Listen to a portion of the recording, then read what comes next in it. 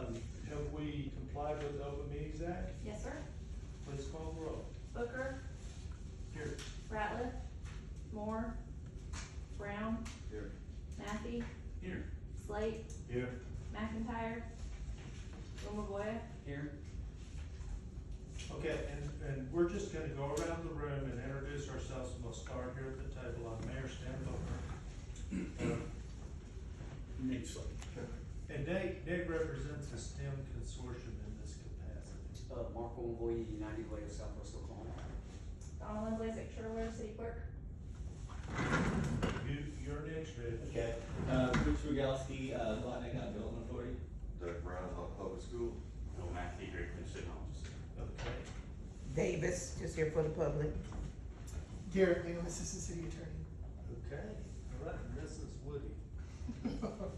All right. Let's bring up business item number one. Consider making a recommendation for funding a STEM program for county year 2025 with West Oklahoma to the Lawton Economic Development Authority Rich.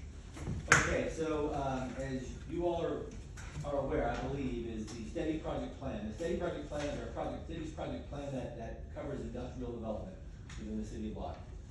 That steady project plan, identified 10% or set aside 10% of the steady funding, the TIF funding, to STEM. So there is at least 25-year perpetual funding mechanism for STEM within this community now. Now the steady project plan is fairly young still.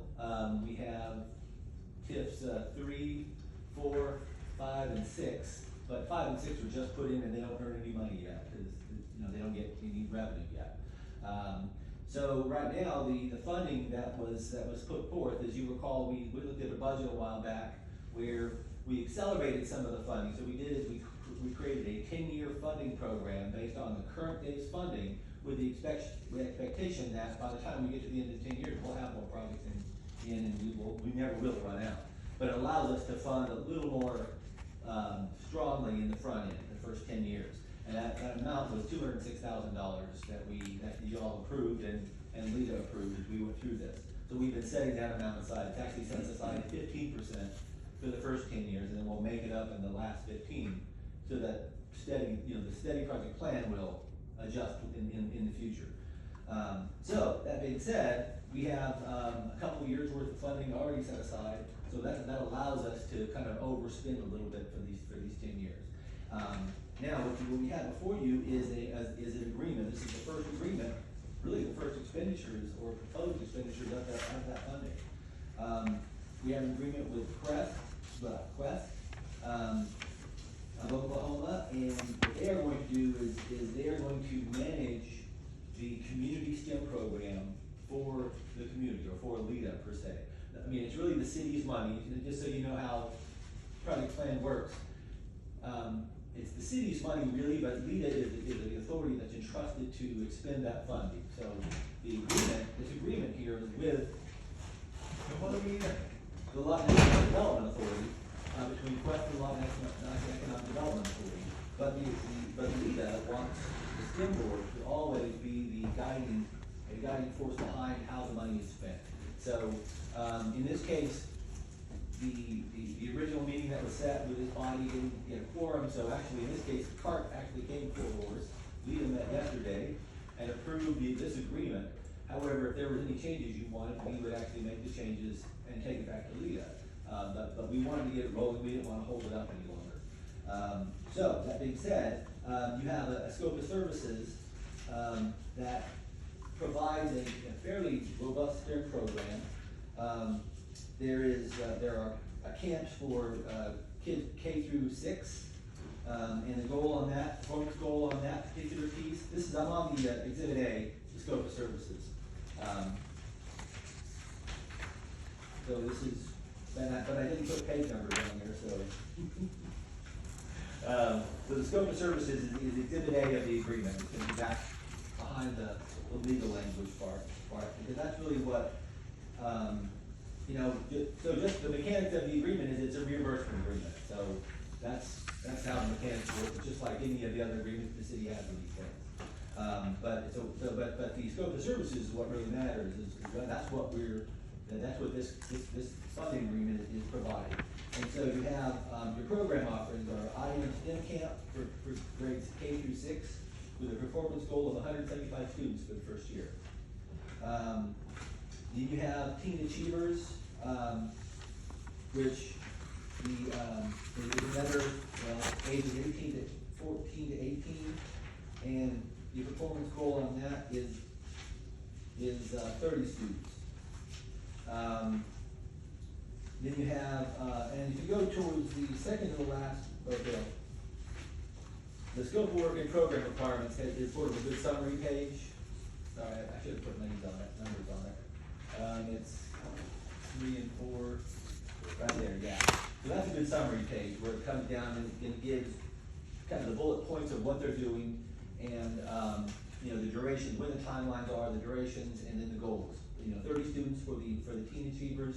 And then you have the first Lego League, which, kind of happens during the school year, and that has, the goal there is 5 teams with at least 5 members per team. We really hope we'll get more than that, but that's what we set for our first year's goal. And again, there is oversight on this, just like there is in any of these agreements with the city, where they submit a report every month, what they did, here's what they spent, and then we would review that, and Leah would reimburse that, you'd pay that reimbursement or not based on what that report was. And then you go to the budget, for that, Exhibit B is the budget, and you notice that the budget totals $177,500. So there actually is a contingency still left of that $206,000.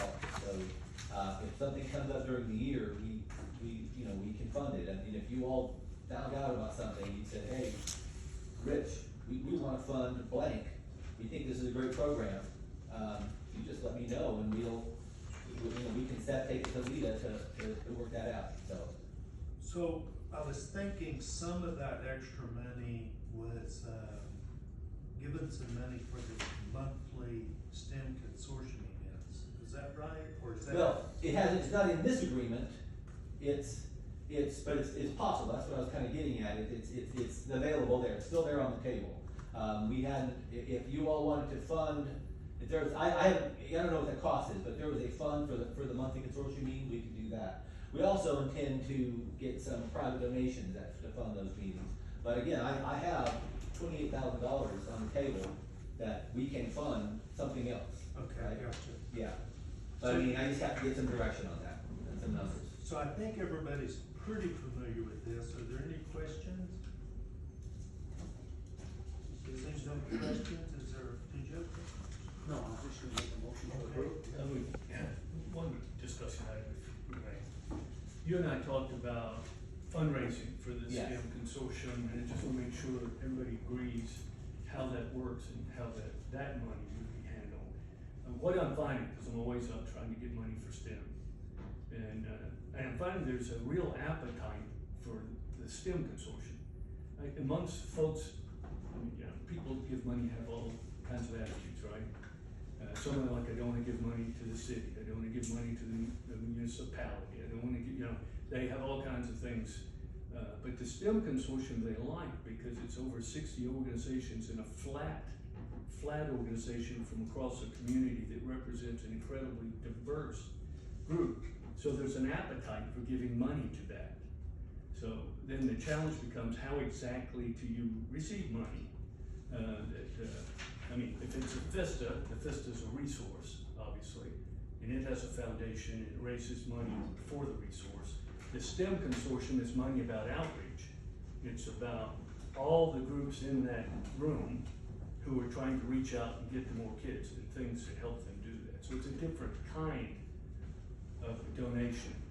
But as we discussed, it would be possible in the near term to use Fit Kids 501c3 to catch money from donors that would like to give to the STEM consortium. That money then would be earmarked as a. So the Fit Kids Coalition